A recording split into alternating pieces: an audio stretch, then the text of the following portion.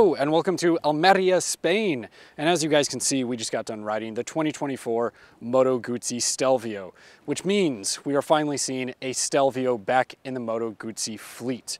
Of course, if you guys recall, Moto Guzzi used to have their ADV Sport Tour or ADV Tour, way back when, and it went on a bit of a hiatus, we'll say.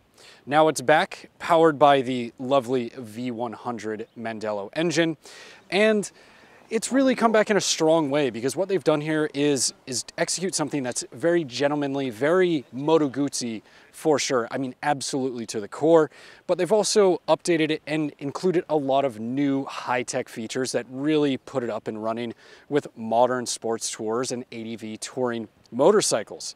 So that's what we're going to be talking about in this first ride review, and I want you guys to stick around.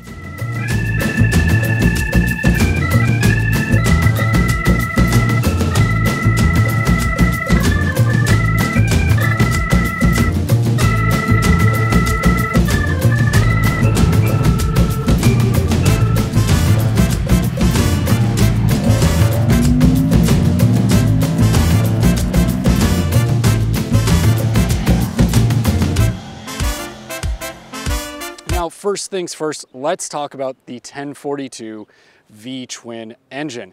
As you guys remember, this is sourced from the V100 Mandello, so it benefits from all of the other technological advances that they instilled in this engine when that bike was first introduced about a year ago.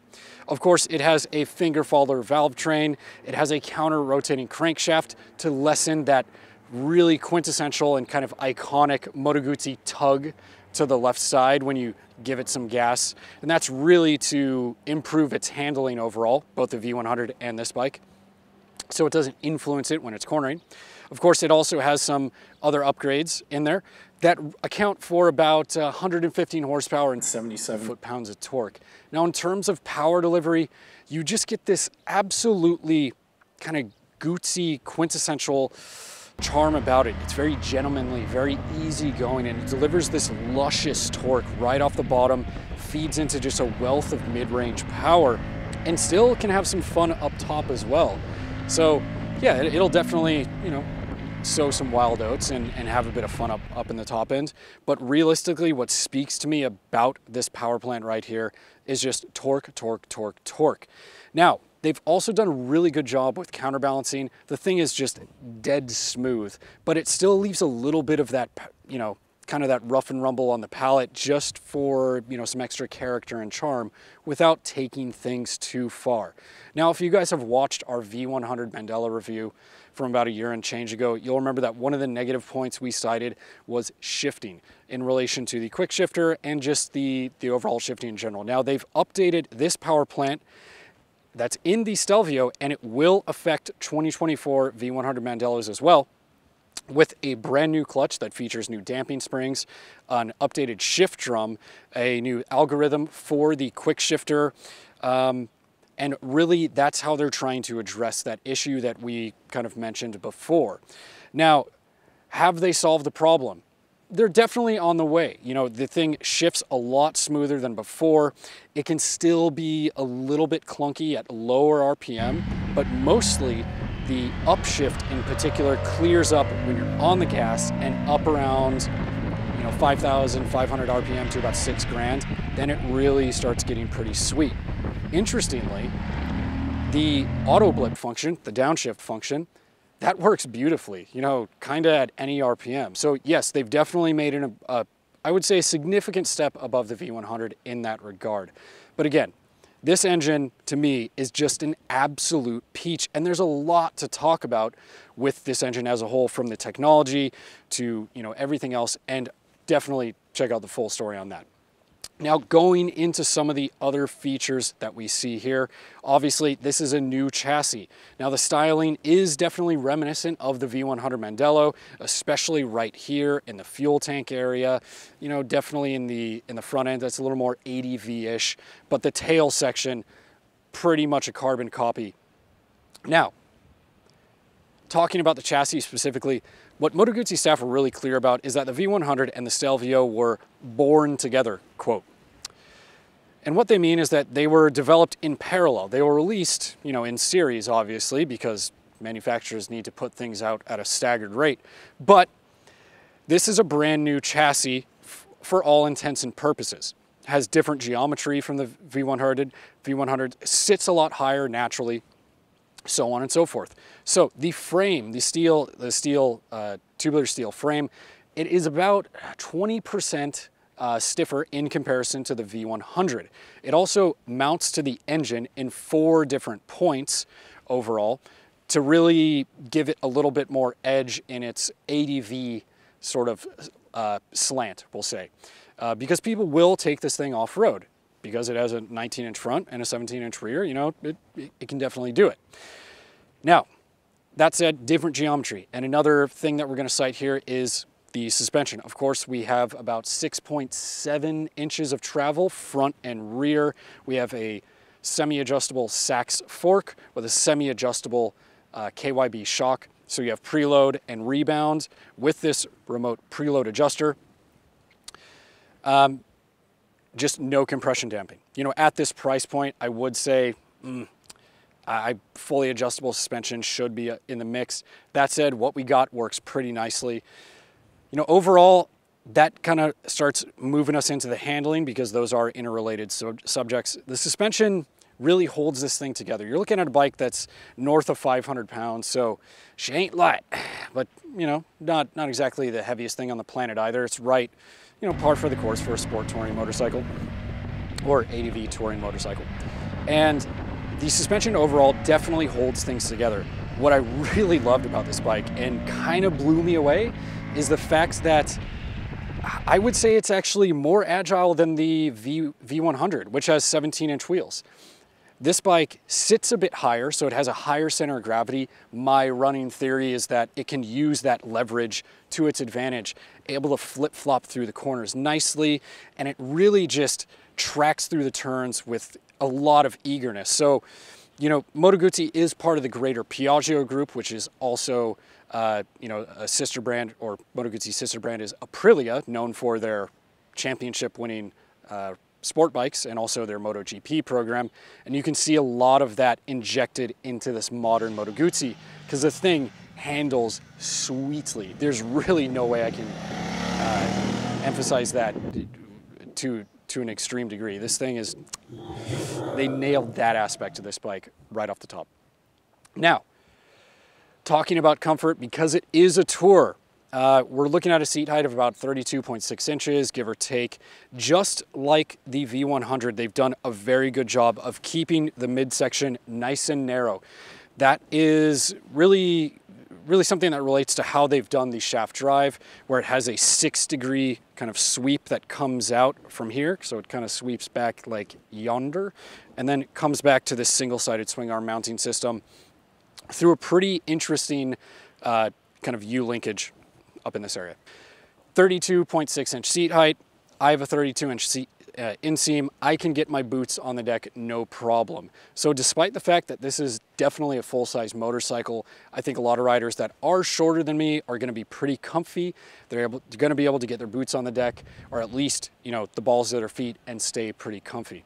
Now, moving into the handlebars, you've got a nice wide handlebar to just shove this thing around. That said, you don't really need to because it's so compliant into the corners. Your prototypical touring riding position, the foot pegs are in a nice spot for that. When you do start standing, you run around off-road, I will say that's when it's sort of street bias will start trickling out. You know, the handlebars are a little bit low if you're standing. The foot pegs are in a position that, you know, if it were a more hardcore ADV bike, I think they'd want to come forward a little bit. But overall, you know, this thing can definitely go off-road to a certain extent. It's not going to be, you know, as hardcore as your super adventures, your 1300 GSs, your 890 ADVRs. That's not what it's about. It's about going to the campground, doing something with style, and just kind of looking cool. Modern Moto Guzzi is embracing all of the electronic features, and to that end, we're seeing a 6-axis IMU, which accommodates rider aids such as adjustable corner and ABS, lean angle sensitive traction control, along with 5 fully customizable ride modes. Those are rain, tour, road, sport, and off-road. Fueling is impeccable across the board, although no one could blame you if you stuck with Sport's athletic throttle response. Interestingly, off-road shares the same throttle map, although engine braking is a bit heavier in the off-road setting. Cornering ABS modes include 3 different levels. You have a standard street focus mode, as well as a front-only mode that applies to off-road, and you can also disable ABS completely in case you get into some more trickier off-road situations. The Stelvio isn't holding back with its technological features and offers a 4D front and rear facing radar system as a $1,000 accessory, dubbed the Piaggio Fast Forward Rider Assistance Solution. One thing to note is that you need to purchase your Stelvio with or without the system from the factory, as it can't be added after the fact, which is good for consumers who may not be interested in these extra features. Those that are interested will have safety aids such as forward collision warning, blind spot detection, lane change assist, and in the US market specifically, adaptive cruise control will be standard. In the case of the forward collision warning, an on-screen alert is first displayed and an audible beep is emitted if closing speeds or distance is especially worrisome to the system.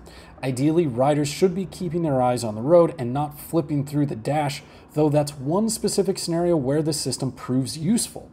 Room for growth with this aid is with radar-linked braking strategies seen in the competition, wherein the brakes are actuated by the radar and ECU in emergency situations. The Stelvio does not do that. Meanwhile, blind spot detection and lane change assist displayed in the mirrors hold more value for me. Riding in tight formations makes these features react a bit overzealously, but learning to embrace the warnings in your mirrors and double check when you're changing lanes arguably adds a layer of protection. And honestly, if it works once, then it's paid for itself. You know, moving into some of the final touches before we start wrapping it up and get out of here, we're talking about the braking system. Of course, we are working with Brembo M4.32 calipers. They've been around for quite a while now. They work pleasantly enough. You get good feel out of this radial master cylinder. And yeah, you know, braking, adequate there. Now, luggage is an accessory, but the rack system is not an accessory. That is integrated into the subframe already, good to go from there. Of course, like I mentioned before, you have the 19-inch front wheel, the 17-inch. We didn't do a bunch of hardcore off-roading. I'd really rate this bike's, it's something capable of doing your fire roads, you know, your 2-track, stuff that's, you know, not too technical and hardcore. Does feel a bit top heavy when you're in some soft, loamy stuff. We kind of ended our day on this really beautiful beach spot, just kind of romping around and having some fun. But that said, you know, it's off-road capable for sure, because it does have cross-spoke, tubeless, you know, wire spoke wheels. So it can do it. Just remember, let's be adults about it. Let's not try to send this thing and clear some doubles, okay? But wrapping it up here, for a $16,390 motorcycle at its base price, what you're getting is something that really slots into that adventure touring segment. And it really, I think, leans into the touring segment more.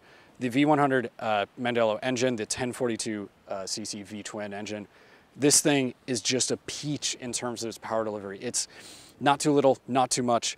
It's sweet and serene. They've really counterbalanced this thing just to have that flavor of V-twin on your palate without taking it too far. The shifting is improved. There's still room for improvement yet, but let's give credit where credit's due.